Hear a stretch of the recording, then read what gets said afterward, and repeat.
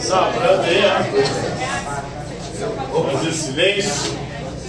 Cada um nos seus lugares, virar para frente, prestar atenção aqui.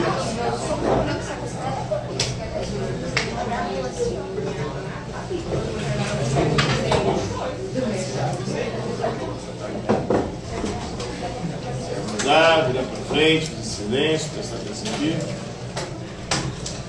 Na última aula veio passar por algumas questões. Nós paramos em qual? Comecei a explicar. Só aqui. Qual que é a pergunta? Olha eu, tá?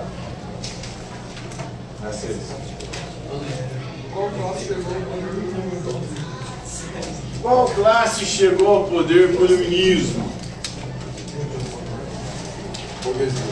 Burguesia.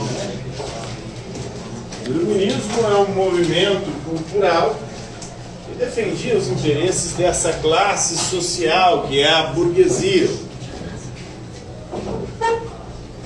Próxima questão. A 7. O que ambientes a filosofia circulou no mundo? Que ambientes? Era salão literário café? Isso. Então a filosofia, que antes do iluminismo ela era restrita às escolas e universidades. A partir do iluminismo, a filosofia ela se populariza.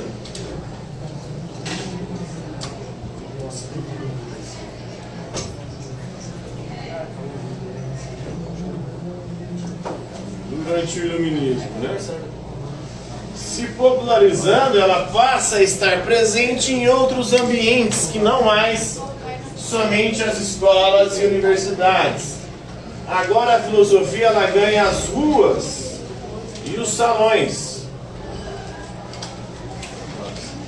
Ela começa a ser discutida em ambientes populares, como as ruas, e também nos salões, onde os filósofos, a nata social, as elites se reuniam para ler e discutir obras filosóficas.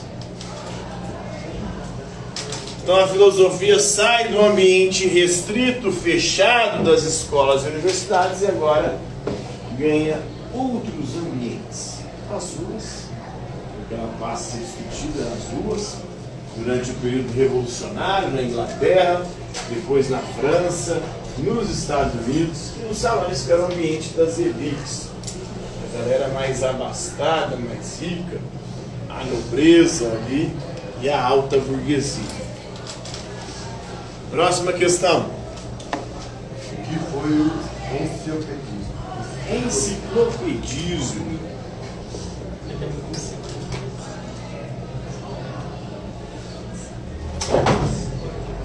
O enciclopedismo foi um movimento iluminista. Esse movimento foi fundado por dois pensadores, Denis Diderot e Jean-Léon d'Alembert.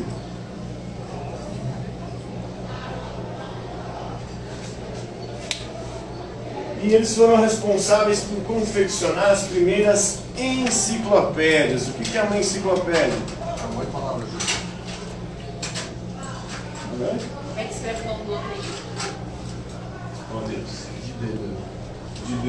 Diderot e d'Alembert.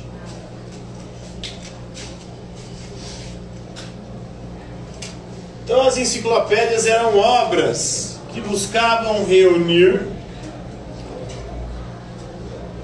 todos os conhecimentos já produzidos pelo ser humano.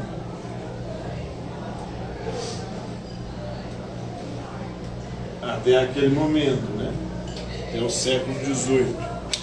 Quando Denis Diderot e D'Alembert morreram, a enciclopédia já contava com 18 volumes. Depois aumentou ainda mais. Eles reuniram os maiores cientistas, filósofos, especialistas, pensadores do século XVIII. Cada um deles foi responsável por fazer um verbete da enciclopédia.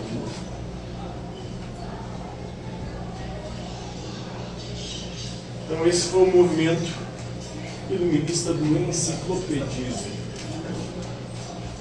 Próxima questão. 9. Explique o ceticismo e o materialismo. O Denis Diderot, um dos fundadores do enciclopedismo, ele era um cético. O que é o ceticismo? Começa em branco. Não acredita em nada. Não tem uma crença. O cético, a palavra cético vem do grego skepsis, quer dizer dúvida ou investigação. Nós devemos duvidar de tudo. Não confiar em nada em ninguém. Buscar investigar as coisas por nós.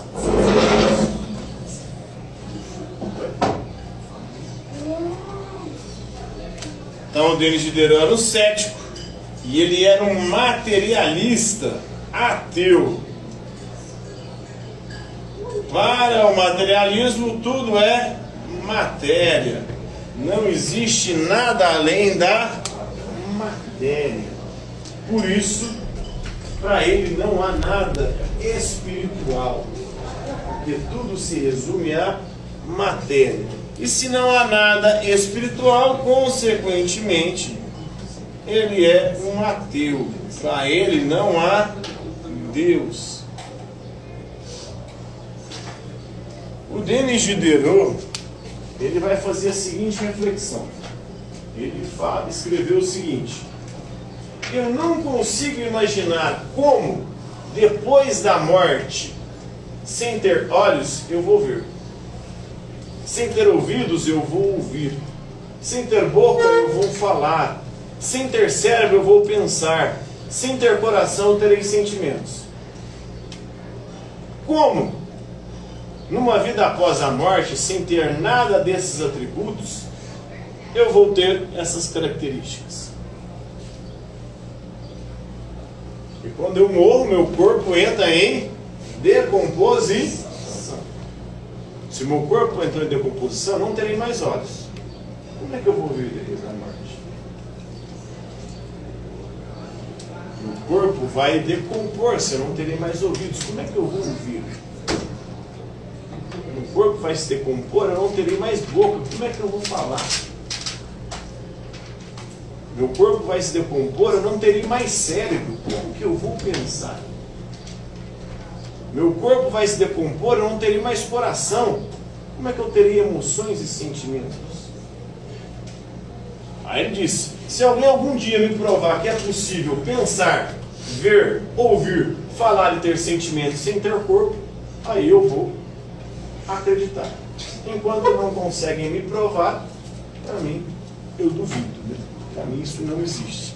Portanto, para mim não há Deus. E não há mundo com vida após a morte.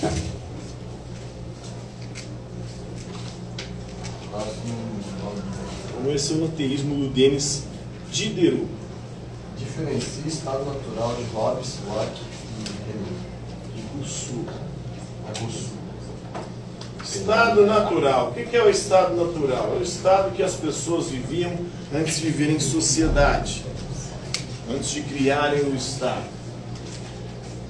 E nós temos os filósofos contratualistas, os três principais: Hobbes, Locke e Rousseau.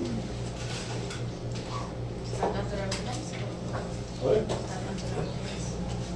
O estado natural é o estado que as pessoas viviam antes de viver em sociedade.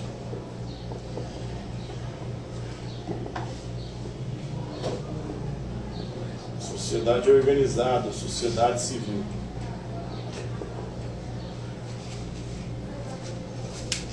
Para o Hobbes, o estado natural era um estado de guerra de todos contra todos.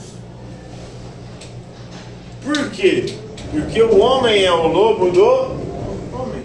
O pior inimigo do ser humano é o próprio ser humano. O homem é mau por natureza. Então, lá no estado de natureza, no estado natural, antes da gente viver em sociedade, a gente vivia no estado de guerra de todos contra todos.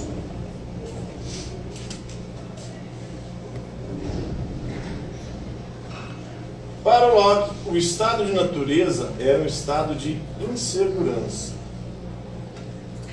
Locke dizia que quando o ser humano nasce, ele é uma folha de papel em branco.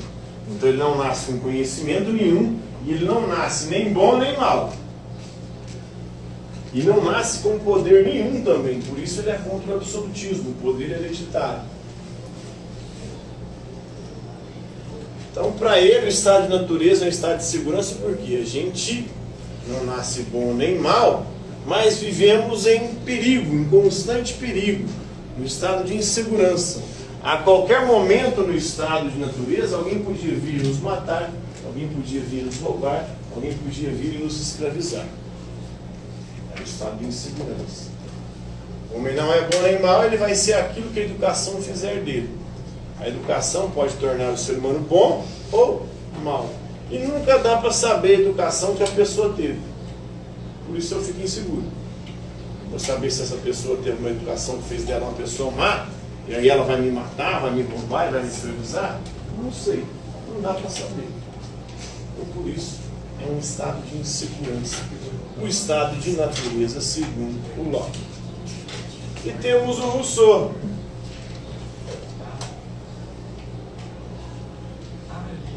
Rousseau dizia que o homem é bom por natureza, então ele defendia a bondade natural. O homem nasce bom, a sociedade é que o corrompe. Mas quem corrompe a sociedade? Aí nós vamos chegar daqui a pouco para descobrir como surgiu a corrupção.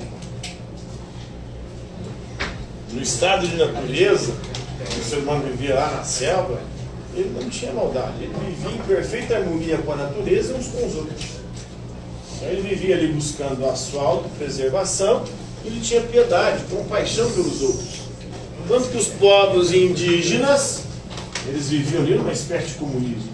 Tudo que eles caçavam, pescavam, coletavam, eles dividiam de forma igualitária entre aquilo. Ninguém passava fome, ninguém tinha necessidade de nada, a não ser que acontecesse alguma catástrofe natural. Não havia uma partida igualitária ali, eles eram bons. Por que que os índios deixaram de ser bons? Porque o europeu chegou aqui com a civilização. E a civilização já estava corrompida, e corrompe os índios. É o mito do bom selvagem.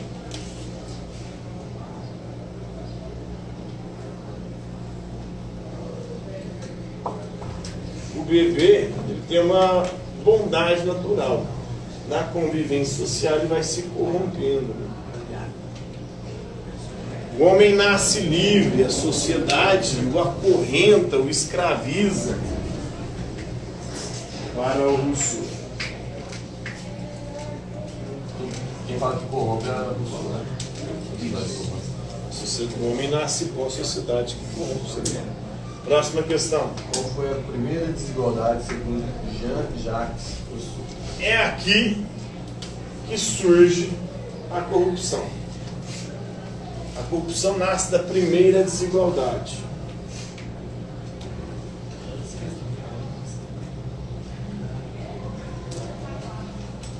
E qual foi a primeira desigualdade?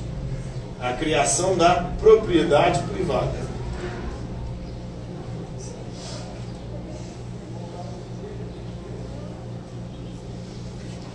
Foi ela que gerou corrupção, violência e todos os males sociais.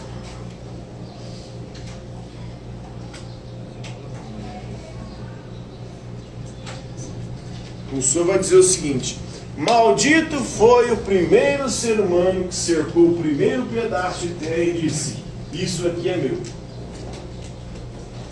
E mais maldito ainda foram os outros seres humanos que não foram lá e arrancaram as cercas e disseram: não, isso aqui é de todo mundo. Porque ali nasce a propriedade privada, e com a propriedade privada nasce a desigualdade. Uns passam a ter e outros a não ter. Quem tem quer ter cada vez mais e se corrompe, mata para ter cada vez mais. Quem não tem faz de tudo para ter, se corrompe e mata. Aí nasce a corrupção e a violência, a propriedade privada, porque com ela surge a desigualdade. Uns passam a ter e outros a não ter. E aí o homem que era bom por natureza, ele se corrompe. Agora ele se tornou egoísta. Ele se tornou interesseiro. Ele se tornou ambicioso. Ele se tornou egoísta, né? Egoísta, ambicioso, avarento, ganancioso.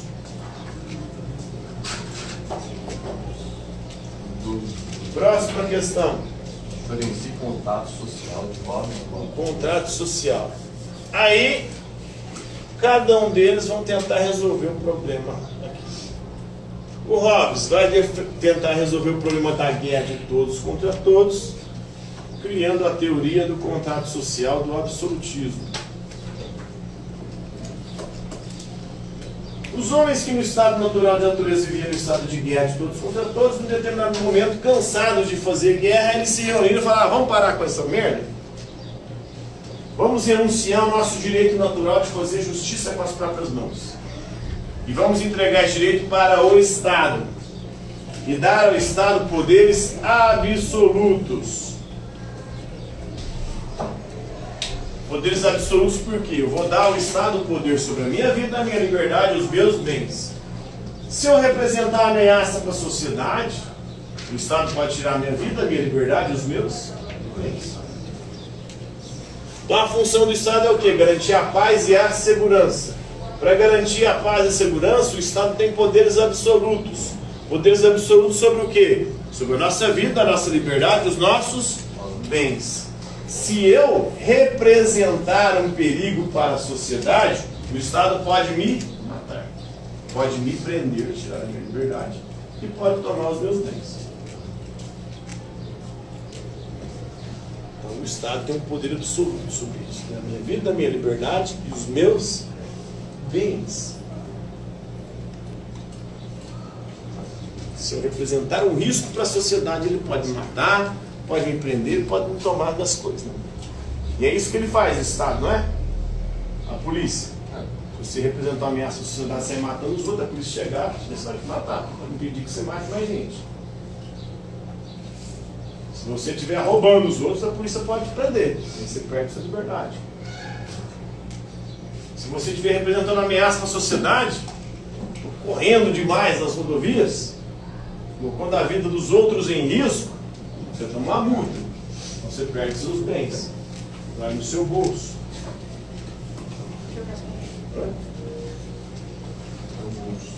Então é o Estado com poderes absolutos, era o que defendia o Hobbes. Nós renunciamos ao direito de fazer justiça com as próprias mãos. Entregamos esse direito de fazer justiça agora ao Estado. O Estado que tem direito. O Locke vai defender o liberalismo. Ele era contra o Hobbes. Para o Locke, não é o Estado quem tem que ter o poder absoluto, é o povo.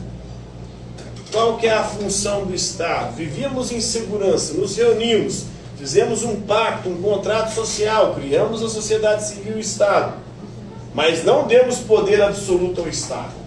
O poder absoluto está nas mãos do povo.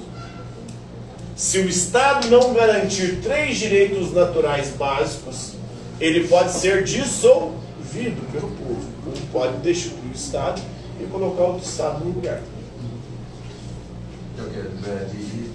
Olha. Os 3 direitos básicos naturais são vida. O Estado tem que proteger a nossa vida, garantir a nossa segurança. Liberdade. O Estado deve impedir com que eu seja ou me torne escravo. Ele deve garantir a minha liberdade. E deve também impedir que outros tirem a minha liberdade. E assim, o Estado pode tirar a liberdade desde que com justificativo. Ele tem que garantir a liberdade das pessoas, mas se a liberdade das pessoas estiver ameaçando a liberdade de outras, aí o Estado pode prendê-las. Se estiver ameaçando a vida também, né? E a propriedade privada. Porque são direitos naturais. A gente já nasce com isso. Todo mundo que nasce tem o direito de viver. Todo mundo que nasce, nasce livre, portanto tem o direito à liberdade. Todo mundo que nasce, cresce, trabalha e conquista as coisas com o suor do seu trabalho, tem o direito de usufruir aquilo que conquistou com o suor do seu trabalho. Então ninguém pode vir e tirar a minha propriedade. O Estado tem que proteger a minha propriedade. Não pode deixar com que ninguém me roube. O Estado que não garante esses 3 direitos básicos, ele não tem por que existir. Então o povo pode destituir e criar outro lugar para garantir. Então o Estado só seria instituído se não cumprisse nenhuma delas. Isso. O Estado tem deveres, garantir esses 3 direitos. O Hobbes não. O Estado pode atirar isso aqui se você representar ameaça à sociedade. Para Locke, não. A função do Estado é garantir esses 3 direitos. O Hobbes vai dizer que aqui não é cidadão. Cidadão é quem tem direito. Para Hobbes aqui, você é um súdito. Não tem direito nenhum. Você renunciou aos seus direitos quando você criou o Estado. Você tinha direito ao Estado de natureza, o direito de fazer justiça com as próprias mãos. Agora você renunciou a esse direito e entregou nas mãos do Estado. O Estado, para garantir a paz e a segurança, que não é um direito, na verdade é a função do Estado, garantir a paz. Mas ele não tem dever nenhum para com você, o Estado. Você virou um súdito agora, você renunciou aos seus direitos. Para o Locke, não, você não renuncia a esses direitos, então deve pelo contrário. A função do Estado é garantir 3 direitos naturais básicos: vida, liberdade e propriedade. Senão não tem por que ele existir. Deve existir para nos proteger e garantir esses 3 direitos. O Rousseau vai defender uma outra ideia, discordando de Hobbes e de Locke. Ele vai defender algo que é chamado de vontade geral. Então, para Rousseau, já tinha acontecido um contrato social, um pacto, que tirou o homem do estado de bondade natural. O primeiro pacto foi fundado sobre a propriedade privada.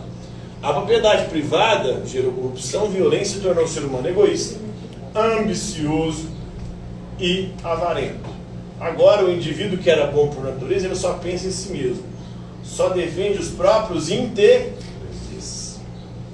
E aí, aqui, o Locke defendia o parlamentarismo. Senhor, passa no banheiro. Oi? Passa no banheiro. No parlamentarismo, você elege os seus representantes políticos, os governantes. O Hobbes não absolutismo você não elege. Primeiro ele está nas mãos do Estado, o Estado administra.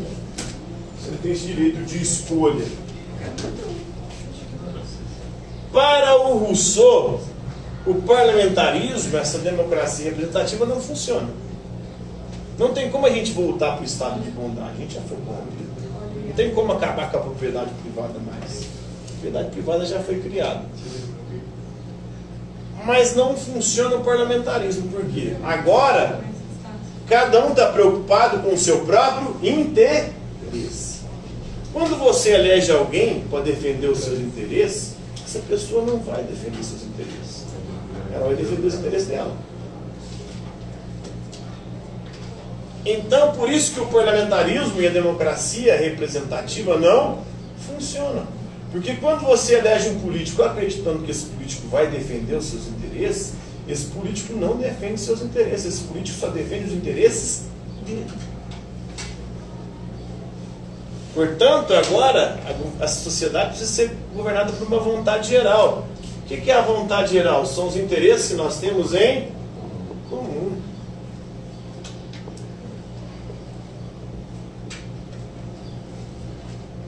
Então, nós todos somos interesseiros agora.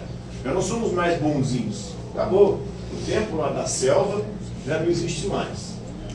Já que somos seres interesseiros, vamos ver os interesses que nós temos em comum. Buscando o consenso. Se não há consenso, não pode ter lei. Então ele defende uma democracia direta. Tudo que é de interesse do povo tem que ser o povo quem decide. E não representantes do povo. E se não tem consenso, não pode ter lei. A vontade geral são os interesses que nós temos em comum. Isso tem. O interesse que nós temos em comum vira consenso e lei. Aí nós temos um problema, né? Ao mesmo tempo seria o ideal, mas temos um problema. Não há consenso sobre um monte de coisa. Então não pode ter lei. Há consenso sobre aborto? Não. Então não pode ter lei sobre aborto. Quem quiser faz, quem não quiser não faz. Há consenso sobre armas? Não. Então não pode ter lei sobre armas. Quem quer ter, tem. Quem não quer, não tem. Há consenso sobre pena de morte? Não. Agora você não vai falar a mesma coisa. Aí começa a dar B.O., né? É fácil. Quem quiser faz, quem não quiser não faz. Mas não tem jeito, né? Porque vai ter um consenso, geralmente tem um consenso, que é o consenso da vida. Então não pode ter pena de morte. A pena de morte aí, quem quer ter pena de morte vá ou cria uma sociedade, um estado, onde todo mundo tem esse mesmo pensamento. Então se você não concorda com as ideias da sua sociedade, O que faz? é porque você não tem interesse nenhum com essa sociedade. Você tem que procurar outra onde você Acho. se encaixa. Você falou outra nação? Oi? Você falou outra É nação? outra nação, um outro grupo, né? Geralmente outro estado, onde tem interesses em comum com o que você pensa. Entende? O Rousseau dizia o seguinte, né? Para dar certo isso aqui, tem que ser sociedades com um número reduzido de pessoas. Porque quanto maior o número de pessoas, mais complexa é a sociedade e mais difícil você chegar num consenso. E sem consenso não tem como ter lei. E se não tem lei, nós vivemos num estado de caos, de anarquia.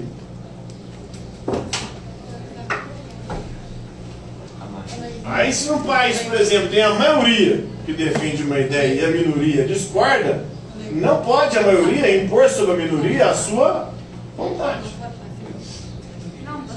E o que faz? A maioria tem que tentar convencer a minoria de vazar e caçar ou criar uma outra sociedade. Vamos pensar, usando o Rousseau, sobre o caso de Israel e a Palestina.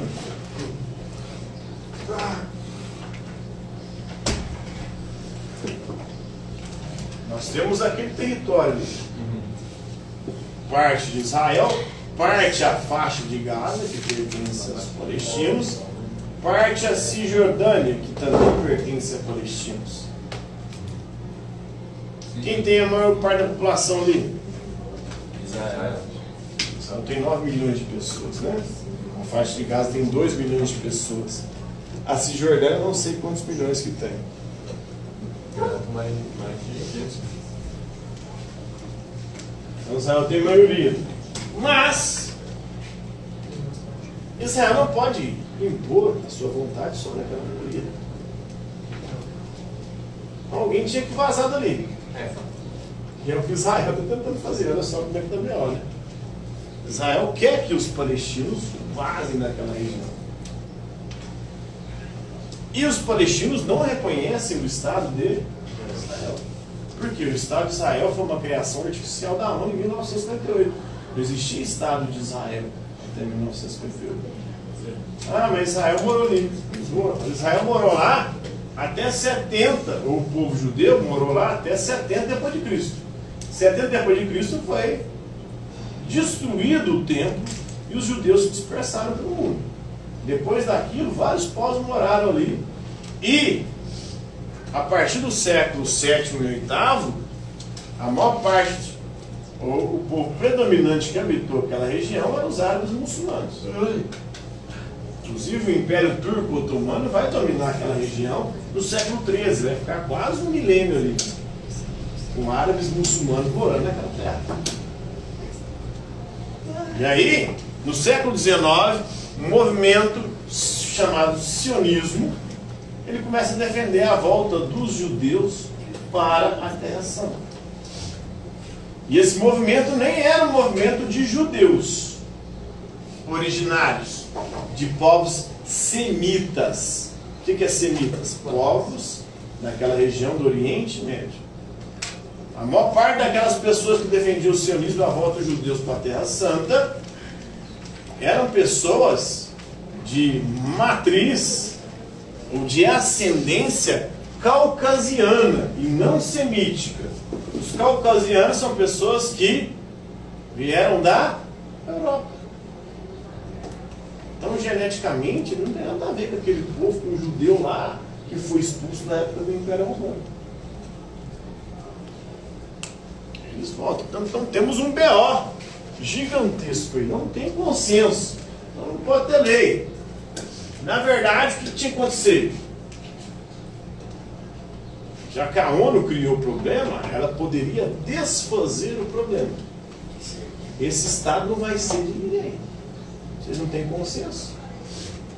Esse Estado aqui é da ONU. E vocês, né? Quem matar alguém vai ter lei normal. Vocês podem fazer igual era antes da criação do Estado de Israel. Porque quando você cria o Estado, é administrado por aquele povo. É uma tentativa. Esse Estado aqui não é mais de Israel, mas também não é dos palestinos. Essa terra agora vocês vivam aí. E se entendam, tem essas leis aqui, essas regras. Vai. Se a ONU tomasse vergonha na cara e criasse um Estado palestino? Não, mas os palestinos não querem. É que o jeito foi pessoal. A ONU já propôs, já. A ONU propôs vários criações, mas aí eles não reconhecem Israel. E, na verdade não era Israel, de Israel, há mais de 1000 anos. Praticamente 2000 anos daquela região já não era mais habitada por hebreus, por judeus e por israelenses. Na verdade, israelense surgiu a partir da criação do Estado de Israel. É que tem diferença, né? Israelense e israelita. E eles acreditam que é por conta lá do Antigo Testamento, né? Jacó, Deus muda o nome de Jacó para Israel, né? Então por isso que eles se autodenominam Israel, israelense, israelitas. Israelita é do judaísmo, né? Ligado ao judaísmo, descendente de judeus. No caso da O israelense é cidadão de Israel, né? No caso da terra, eles querem mais ela por outro motivo. Que é de religião. É uma questão religiosa. O B.O. ali é religioso. Mas é um B.O. religioso que tem. Tanto que na Idade Média, quem estava brigando por aquela terra não tinha judeu envolvido, não. A Igreja Católica contra os muçulmanos. As cruzadas. Não tinha judeu na parada. E os cristãos perderam para os muçulmanos a guerra para poder conquistar e dominar aquele território.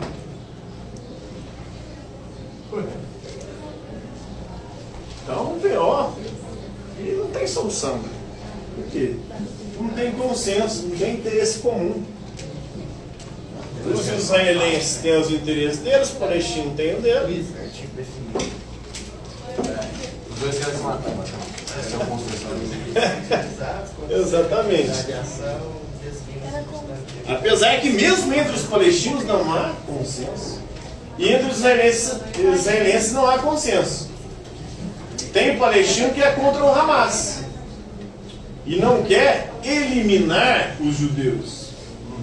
Assim como tem judeu que é contra o governo de Israel e não quer que Israel ataque os palestinos, como tem atacado lá.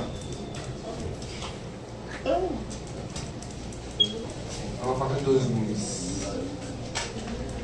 meio que não tem solução, é meio que uma utopia, né, o que Rousseau queria. Esse consenso aí.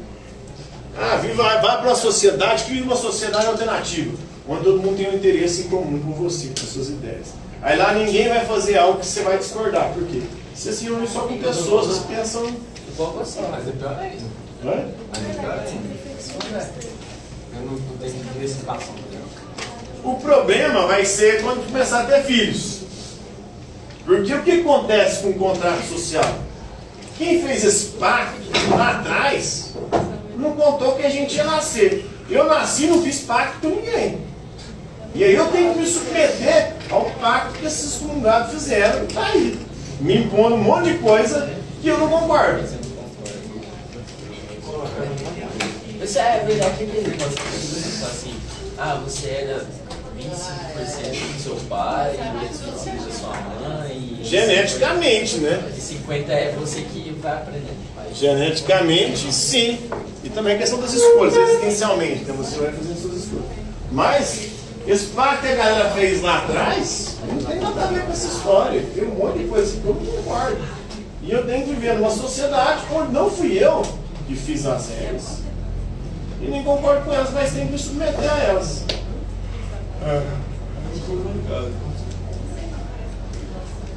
E aí quando você não concorda com elas, o que acontece? Você não se identifica com elas e você acaba que não obedece a elas.